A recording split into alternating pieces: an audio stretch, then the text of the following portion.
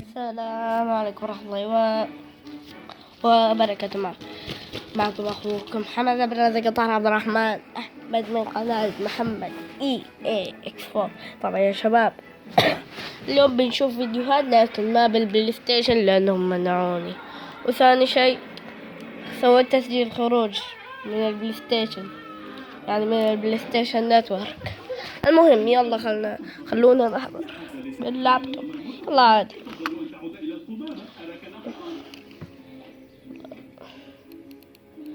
يلا يا شباب بس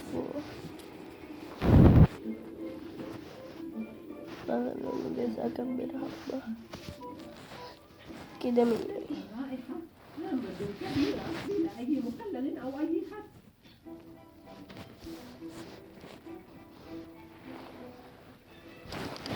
المهم لحظة يا شباب أضبط وخلاص ضبطتها.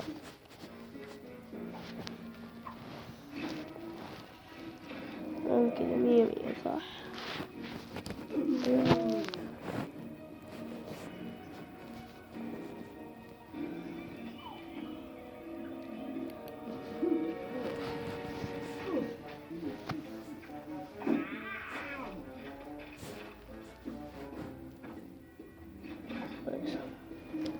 طبعا آسف لو قاعد أقطع كثير لكن ما مشكلة، قاعد أعوض. لحظة أضبط يا رب. كمان آسف على الشاشة عشان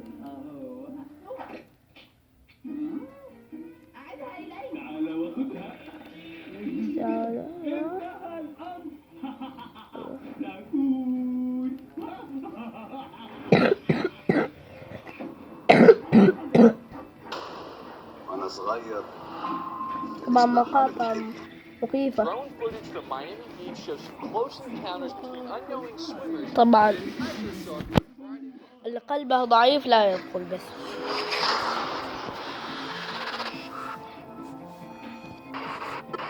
السلام عليكم، أتمنى أن تكونوا بخير وفي حالة جيدة. من أسماك القرش الخطيرة التي لم ينتبه لها الناس في الشاطئ إلى المهرج المخيف والخطير الذي يختبئ في الحقول، سنقدم لكم في هذا الفيديو مشاهد لأشياء مخيفة صورتها كاميرا الدرون بالصدفة. فلنبدأ على بركة الله. قبل أن نبدأ هذه الحلقة أود أن أشير إلى أن كل المشاهد والمواضيع التي يتم عرضها في هذه القناة يتم أخذها من مواقع ومصادر موثوقة، وستجدونها كلها في وصف الفيديو إن أردتم التأكد. لكن تبقى إمكانية أن تكون هذه المشاهد غير حقيقية ومفبركة واردة. شكرا لكم.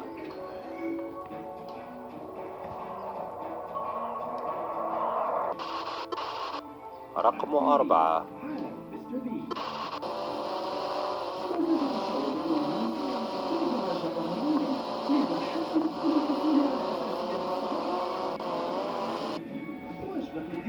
في سنة 2016 انتشرت ظاهرة المهرجين المخيفين في الولايات المتحدة الأمريكية، وقد تم الإبلاغ عن العديد من الاعتداءات والجرائم التي كان سببها أشخاص يلبسون زي المهرج وأقنعة غريبة ومخيفة جدا. وقد انتشرت العديد من التسجيلات على الإنترنت يظهر فيها مهرجون غريبي الشكل ومخيفين يحملون الأسلحة ويقومون بمحاولة الاعتداء على الناس. وفي شهر ديسمبر من سنة 2016 نشر شاب هذا الفيديو الذي اشتهر بشكل كبير. فبينما كان يصور بطائرة الدرون منطقة قروية ظهر له شيء غريب وسط حقل الذرة. ففي الأول ظن بأنها ليست سوى فزاعة عادية، لكن عند اقترابه أكثر اكتشف بأنها ليست كذلك. فلنشاهد التسجيل.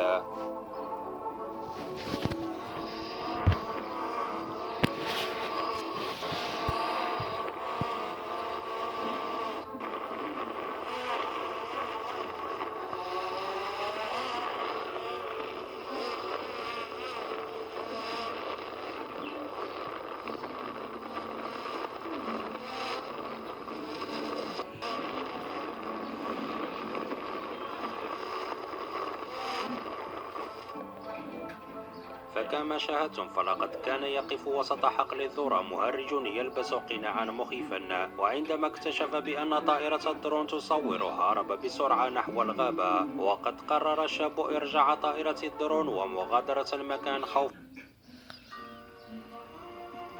السيزون الجديد. والله بسوي تخطي انا وريكم خوفا من أن يلاحقه هذا المهرج. والغريب هو أن الشرطة في تلك المنطقة توصلت بالعديد من البلاغات حول شخص يلبس قناعا مهرج ويقوم بمهاجمة الناس.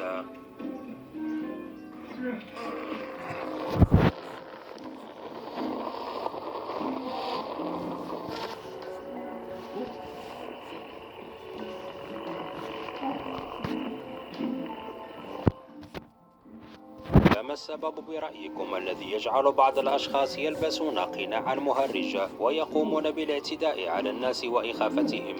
هل هو اضطراب عقلي أم أن السبب هو بعض الأفلام التي جعلت من المهرجين الخارجين على القانون أبطالا محبوبين عند الناس؟ أتمنى أن تشاركونا رأيكم في تعليق.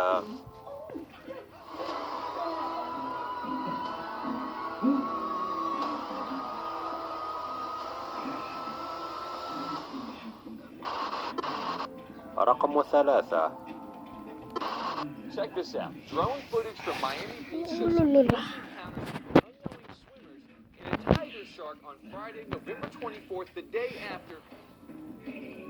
يعتبر القرش النمر من بين أضخم وأخطر أنواع أسماك القرش على الإطلاق، وقد سجلت العديد من الحالات لأشخاص تعرضوا لهجوم خطير من طرف هذا القرش وأدت بعضها إلى الموت.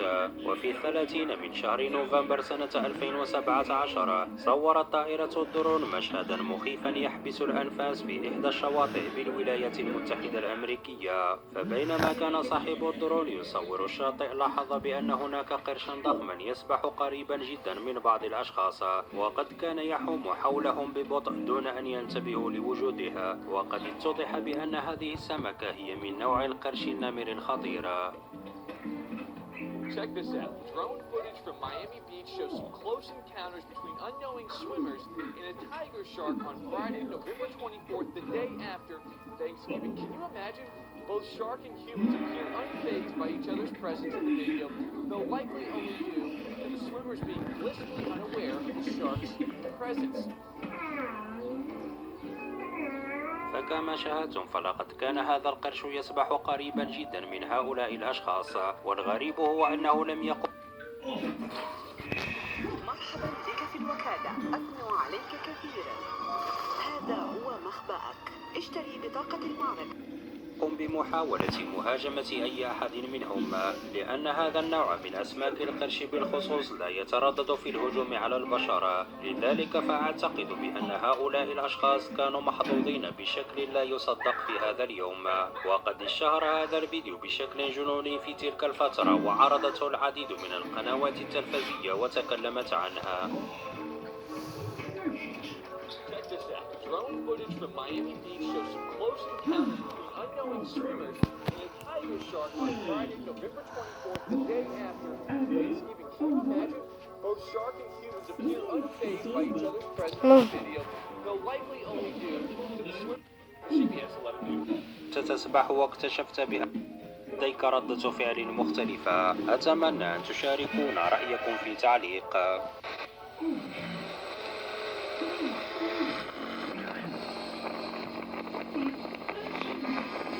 الفيديو لسنة 2014، وقد صوره شاب قرر استكشاف منطقة غابوية بواسطة طائرة الدرون، وبينما كان يصور المكان لاحظ وجود كبش كبير بين الأشجار، فقرر الاقتراب منه بطائرة الدرون لتصويره بشكل واضح. لكن يبدو بأن هذا سبب الإزعاج للكبش، فقام بالهجوم على الدرون وأسقطها في الأرض.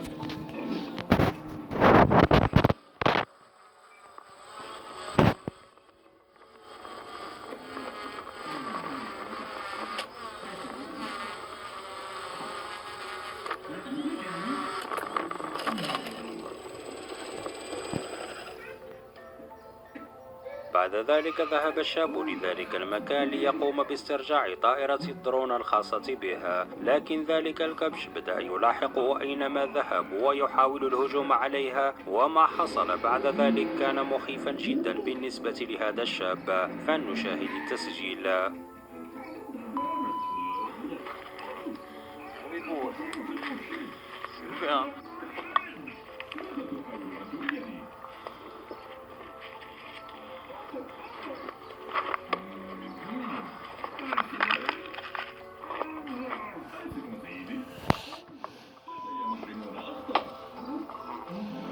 فكما شاهدتم فلقد هاجمه هذا الكبش بقوة وضربه ضربة قوية أسقطته في الأرض، واستمر في ضربه عدة مرات وقد توقف.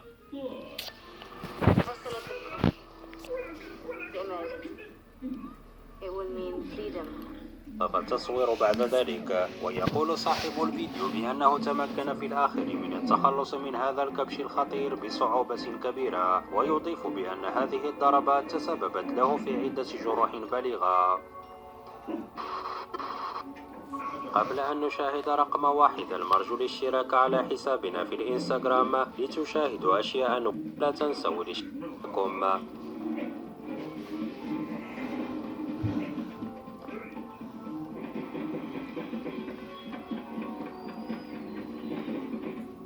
تم تصوير هذا الفيديو بواسطة طائرة الدرون في إحدى شواطئ فلوريدا بالولايات المتحدة الأمريكية، فلقد كان صاحب هذه الطائرة ينوي تصوير هذا الشاطئ الجميل والشباب الذين يمارسون رياضة ركوب الأمواج، لكن فجأة لاحظ ظهور مجموعة من أسماك القرش الخطيرة كانت تقترب من هؤلاء الشباب دون أن ينتبه إليهم أي أحد.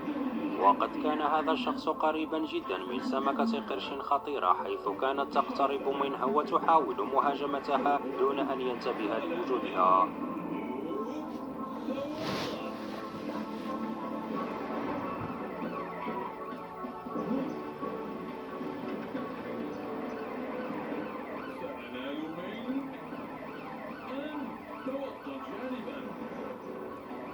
وعلى الرغم من أن هؤلاء الأشخاص كانوا قريبين جدا من أسماك القرش، إلا أنه ولحسن الحظ لم يتعرض أي أحد لهجوم من طرف هذه السمكة المفترسة، فيبدو بأن هذه الأسماك لم تكن جائعة جدا في هذا اليوم، وإلا لكان الأمر انتهى بكارثة.